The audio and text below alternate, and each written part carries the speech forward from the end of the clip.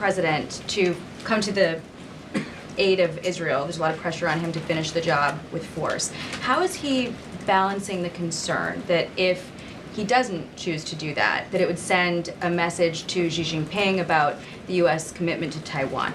Well, the president enjoys a very respectful and cordial relationship with China's president. He has long maintained that, even in his first term.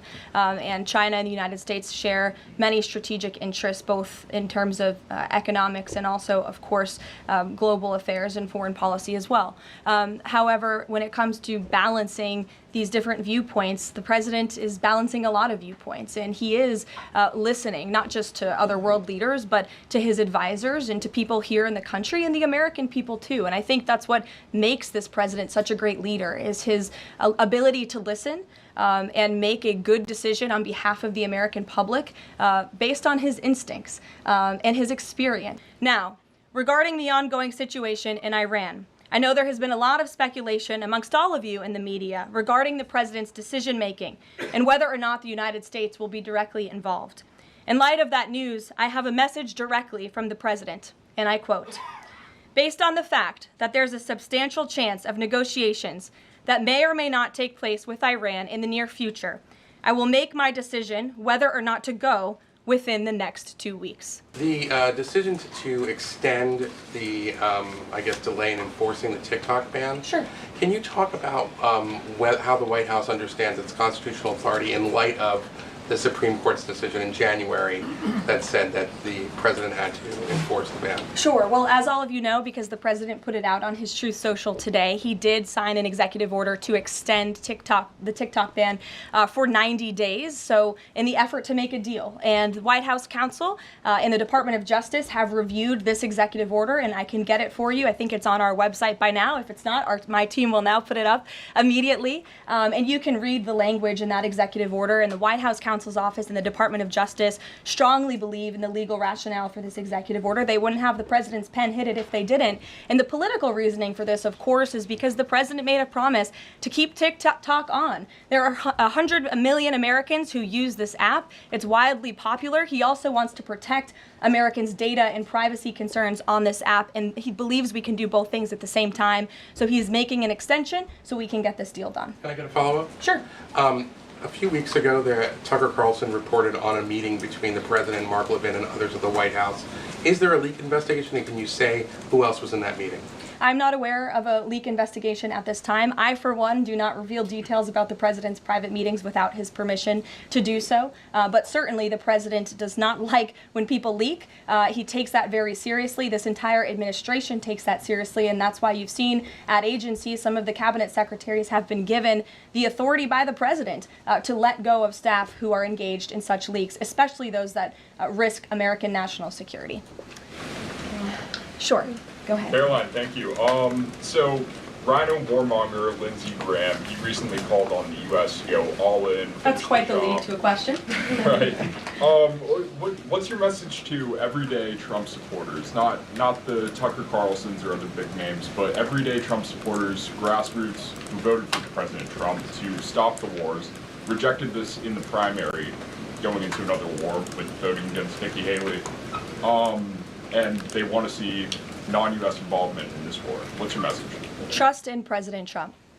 President Trump has incredible instincts, and President Trump kept America and the world safe in his first term as president in implementing a peace through strength foreign policy agenda. And with respect to Iran, nobody should be surprised by the president's position that Iran absolutely cannot obtain a nuclear weapon. He's been unequivocally clear about this for decades, not just as president, not just as a presidential candidate, but also as a private citizen. In fact, I have some quotes for you. In 2011, President Trump said, "America's primary goal with Iran must be to destroy its nuclear ambitions. We cannot allow this radical regime to acquire a nuclear weapon that they will either use or hand off to terrorists."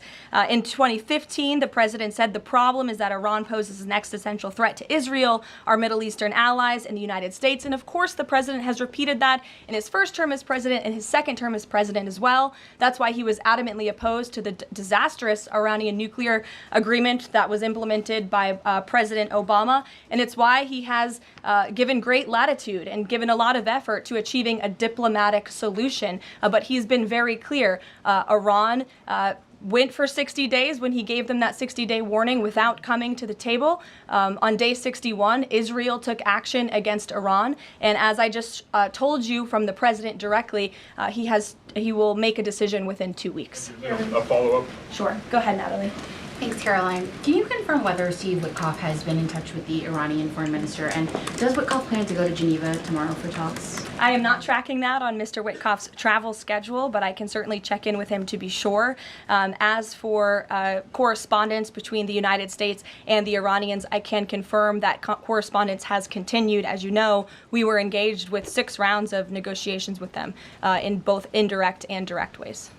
Thanks, Kelly. Just to clarify the president's statement just now, when he says that he'll make a decision in the next 2 weeks, is he saying that if Iran does not come back to the negotiating table within the next 2 weeks, that the president will strike? The president is saying that he will make a decision whether or not to go within the next 2 weeks. It's very clear and direct. And is he seeing any signs of progress? He obviously is holding out hope for negotiations, but is he seeing any inklings of progress that give him that hope that talks are still possible? Well, that's why he said in the statement that I just read for all of you, based on the fact that there's a substantial chance of negotiations that may or may not take place with Iran in the near future, he will make that decision within the next 2 weeks. What makes him think there's still a substantial chance, is my question. I'm not going to get into the reasoning and the rationale the president believes that, but that's his position, and he will make a decision within the next 2 weeks. Caroline. Sure. Thanks, Caroline.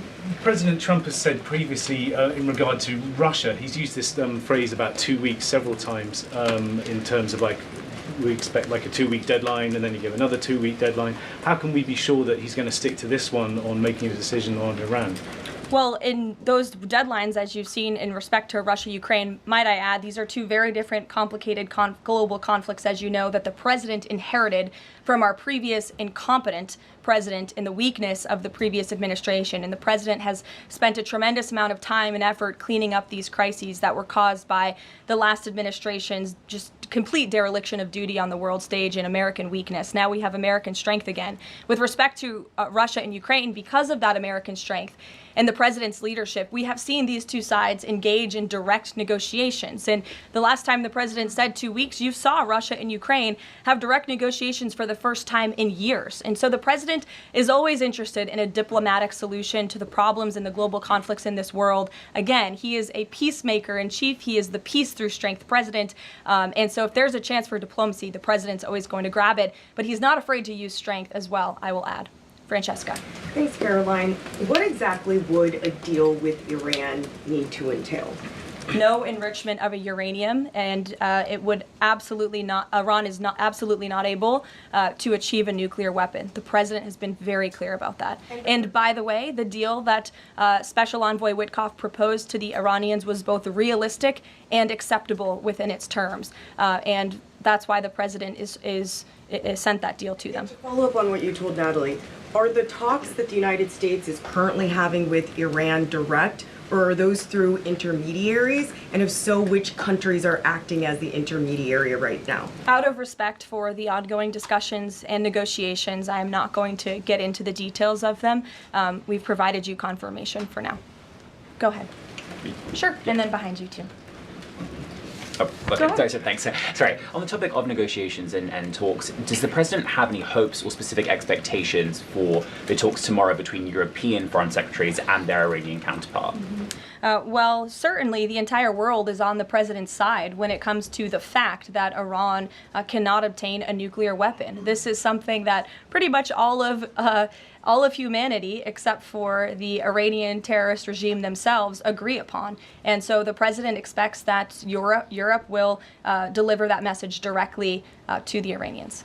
Why does President Trump believe that this 90-day extension on TikTok will provide more runway perhaps than the previous extensions that haven't led to a divestment deal? Because it's more time to make a good deal. Simple question. Dasha? Thank you so much. I know things are going day by day. Right now, the president wants maximum optionality.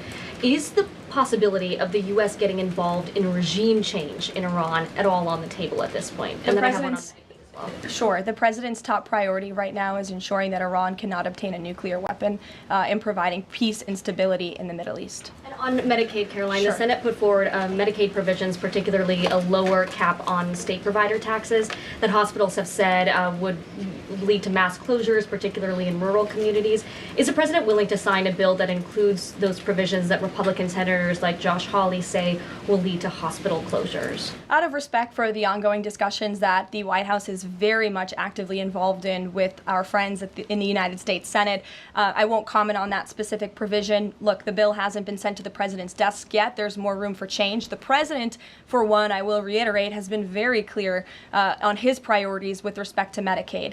He wants to see waste, fraud, and abuse ridden from the system to protect it for tax-paying citizens who deserve those much-needed benefits. He wants to prioritize the sick, the needy, the poor in this country who deserve those benefits, not the 1.4 million illegal aliens who are receiving them. And he wants to make sure this one big beautiful bill kicks those illegal aliens off of this program to preserve it and protect it and strengthen it for the American people. And the president has been very clear in that message to his friends in the Senate. Jackie. Thank you, Caroline. Sure. Logistically, if the Iranians are getting to Geneva, does that mean they've found a way to get to the White House? I am not going to get into hypotheticals, but as you heard from the president yesterday, they have expressed interest in doing so. There's a lot Philip. of pressure on the president to come to the aid of Israel. There's a lot of pressure on him to finish the job with force. How is he balancing the concern that if he doesn't choose to do that, that it would send a message to Xi Jinping about the U.S. commitment to Taiwan? Well, the president enjoys a very respectful and cordial relationship with China's president. He has long maintained that, even in his first term. And China and the United States share many strategic interests, both in terms of economics and also, of course, global affairs and foreign policy as well. However, when it comes to balancing these different viewpoints, the president is balancing a lot of viewpoints, and he is listening not just to other world leaders, but to his advisors and to people here in the country and the American people too. And I think that's what makes this president such a great leader, is his ability to listen and make a good decision on behalf of the American public based on his instincts and his experience. Don't forget, this is a president who was here before, and the world was a much more peaceful and stable place when he left office than when he came back in after the past 4 years of complete incompetence by the previous president. Philip, go ahead. Thank you, Caroline. Two quick questions. When the president says Iran is very close to a nuclear weapon, is he relying on U.S. intelligence or intelligence sharing from an ally to make that assessment? It is a fact, and the United States government maintains this fact, that Iran has never been closer to obtaining a nuclear weapon. And then if the U.S. were to take some type of military action, would the president go to Congress to seek war authority? I'm not going to engage in hypotheticals. I gave you the statement from the president. He'll make a decision within 2 weeks. Thank you, Caroline. Sure. Go ahead. Thanks, Caroline. Mary and then Elizabeth. Two questions, one on Iran and then the second on something Jasmine Crockett said this morning.